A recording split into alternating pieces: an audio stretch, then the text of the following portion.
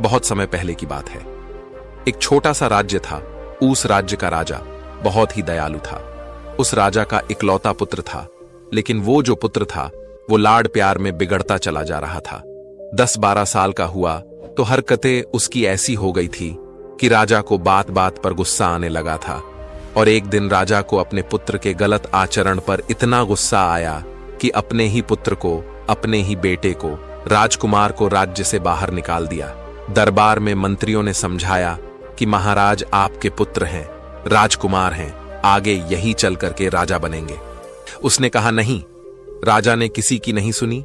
रानी रोती रह गई। रानी ने भी राजा को बहुत समझाया कि उसे राज्य से बाहर ना करे, लेकिन राजा ने राजकुमार को बाहर भेज दिया। ऐसे ही 2 साल बीत चुके थे।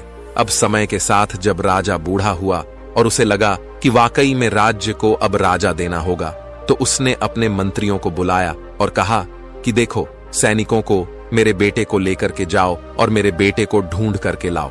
राजा ने अपने सैनिकों को राजकुमार को ढूंढने के लिए भेज दिया। इधर जो राजा ने अपने मंत्रियों को भेजा था, सैनिकों के साथ में तो ढूंढ रहे थे। सैनिकों उसे सब जगह ढूंढ लिया, जंगल में, गांव में, पर उसे राजकुमार कहीं नहीं मिल पाए। एक बार की बात है, एक दिन राजा यूं ही महल का चक्कर लगा रहे थे।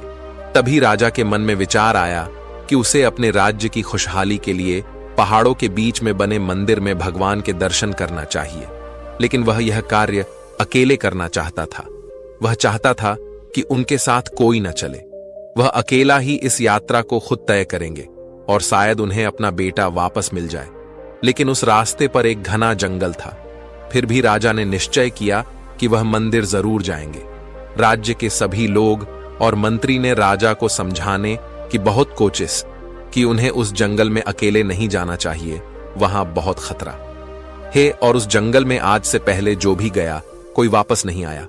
कुछ दिन बाद एक दिन ऐसा भी आया जब राजा ने सभा में सभी लोगों से कहा कि मैं कल भगवान के दर्शन के लिए जा रहा हूं। मंत्री बोले, महाराज, हमने आपसे पहले भी कहा था कि हम में से आप कुछ लोगों को अपने साथ लेकर चलिए। राजा बोला, नहीं मंत्री जी, हम पहले कह चुके हैं कि हमें उधर अकेले ही जाना है। क्या तुम्हें अपने राजा की वीरता पर संदेह है? मंत्री बोला, नहीं महाराज, हमें आपकी वीरता पर कोई संदेह नहीं है, लेकिन उस जंगल के रास्ते में 1-2 फीट का आदमी रहता है।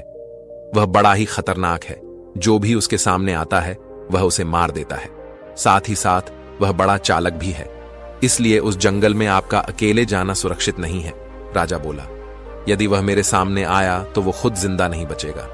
मंत्री बोला, ठीक है महाराज, आप अकेले जाना चाहते तो आप जा सकते हैं, लेकिन आप बस एक बात याद रखना कि जैसे ही वह आपके सामने आए, आप उसे थोड़ा सा भी मौका मत देना और उसे जान से मार देना, नहीं तो वह आपको चोट पहुंचा सकता है। राजा ने बोला, तुम लोग मेरी चिंता मत करो, मैं अपनी रक्षा खुद कर सकता हूं। कल मैं यात्रा के लिए निकल रहा हूं। सभा समाप्त हो गई और रात हो गई।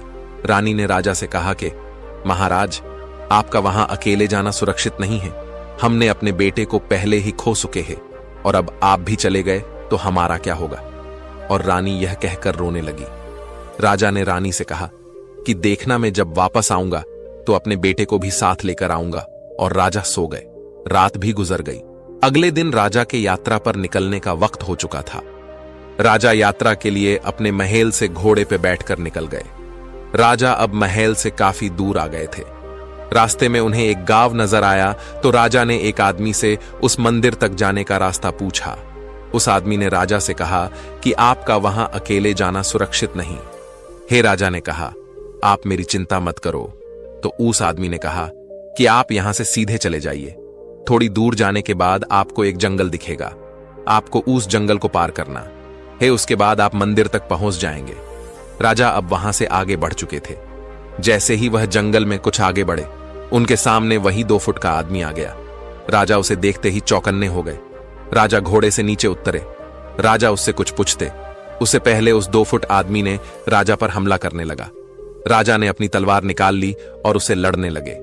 लड़ते लड़ते उन्होंने उस 2 फीट के आदमी को नीचे गिरा दिया और उसकी गर्दन पर तलवार रखकर उसे मारने ही वाले थे कि वह छोटा आदमी बोला, राजा जी, मुझे माफ कर दो। आप तो सचमुच बहुत बहादुर और पराक्रमी हो। आपसे पहले बहुत बड़े बड़े लोग आए, लेकिन वह मुझसे जीत नहीं पाए।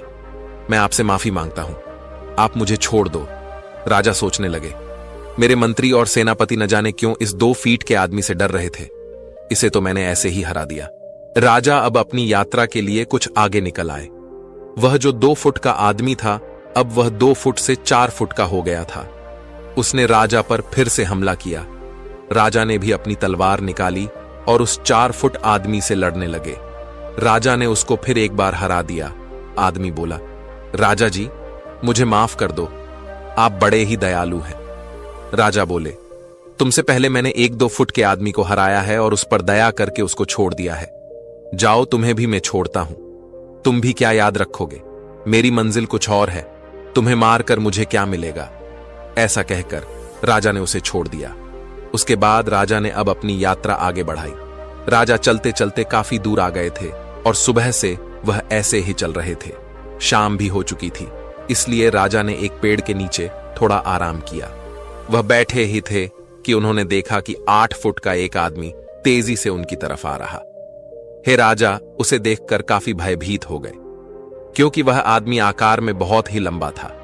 जो उस छोटे आदमी ने अपना आकार 4 फुट से 8 फुट कर लिया, वह फिर राजा से लड़ने के लिए आया। राजा उसे देखकर हैरान हो गए, इतना बड़ा कौन आदमी है। राजा पूरी जान से उससे लड़े, लेकिन वह जीत नहीं पाए। उस 8 फुट के आदमी ने उन्हें मार दिया और राजा की मृत्यु हो गई।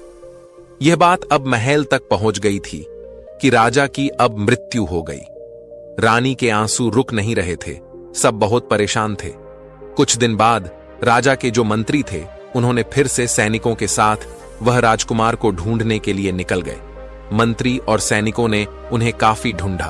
फिर उन्हें राज्य के बाहर एक नगर के चौराहे पर एक व्यक्ति भीख मांग रहा था।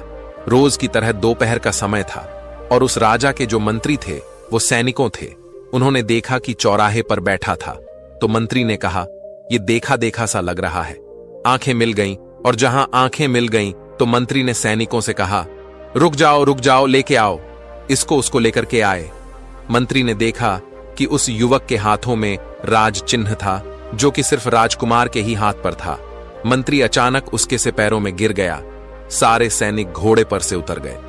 महाराज की जय हो, महाराज की जय हो कहने लगे, और ये जो फटे पुराने हाल में बैठा हुआ था, बिल्कुल बेडंग हो चुका था, जिसका शरीर कमजोर सा लग रहा था। सैनिकों ने राजकुमार को घोड़े पर बैठाकर वहां से निकले। इसी तरह हमारे जीवन में छोटी छोटी मुश्किलें और समस्याएं आती रहती हैं, जिन्हें हम नजरअंदाज करते रहते हैं, लेकिन धीरे धीरे यह समस्या बड़ी होती रहती है। और जब यह समस्या बहुत बड़े रूप में हमारे सामने आती है, तो हम उसका हल नहीं निकाल पाते, जिसका अंजाम बहुत बुरा हो सकता है। जब समस्या छोटे रूप में हमारे सामने आती है, तो उसका हल आसानी से निकाला जा सकता है, लेकिन समस्या बड़ी हो जाने पर हमारी मुश्किलें और भी बढ़ जाती हैं। जैसे हम किसी कार्य को कल पर छोड़ देते हैं, यह सोचकर कि यह तो इतना सा है, लेकिन वक्त के साथ साथ वह कार्य भी बड़ा हो जाता है। इस कहानी से हमें यह शिक्षा मिलती है कि जीवन जब भी परेशानी या समस्या आए, तो हमें उसी समय उस समस्या का हल निकाल लेना चाहिए, क्योंकि अगर आपने उसे अनदेखा कर दिया तो यह समस्या बड़ी होती चली जाएगी। उसके बाद हो सकता है आप इस समस्या का हल नहीं निकाल पाओ।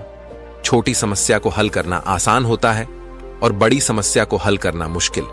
इसलिए किसी भी समस्या को कल पर नहीं छोड़े, बल्कि उसे आज ही हल कर दें। दोस्तों, आपने आज के इस वीडियो से क्या सीखा, वह मुझे आप कमेंट में बता सकते हैं। इसी के साथ में उम्मीद है कि आपको आज की वीडियो पसंद आई होगी। तब तक के लिए अपना ख्याल रखें। धन्यवाद।